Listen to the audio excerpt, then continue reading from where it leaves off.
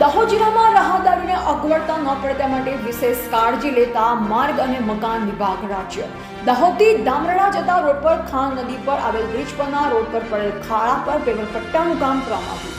દાહોદ જિલ્લામાં વરસાદથી ક્ષતિગ્રસ્ત થયેલ રોડ રસ્તા અને બ્રિજનું તાત્કાલિક ધોરણે સમારકામ થઈ જાય તે માટે દાહોદ માર્ગ અને મકાન વિભાગ રાજ્યની ટીમ દ્વારા યુદ્ધના ધોરણે કામગીરી હાથ ધરવામાં આવી રહી છે, જેમાં ક્ષતિગ્રસ્ત થયેલા રસ્તા અને બ્રિજની મરમ્મતની કામગીરી કરવામાં આવી રહી છે. દાહોદ જિલ્લામાં વરસાદના લીધે કેટલાક રસ્તા ધોયા હોવાનું ધ્યાને આવતા માર્ગ અને મકાન વિભાગ રાજ્ય દ્વારા ક્ષતિગ્રસ્ત થયેલ રસ્તાઓને ડામર પેચ તથા મેટલ પેચથી મરમ્મત કરવામાં આવી રહ્યા છે.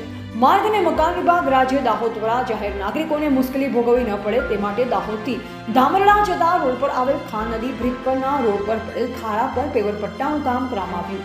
બ્યુરો રિપોર્ટ વિપુલ પ્રજાપતિ, દાહોદ, ફતેપુરા.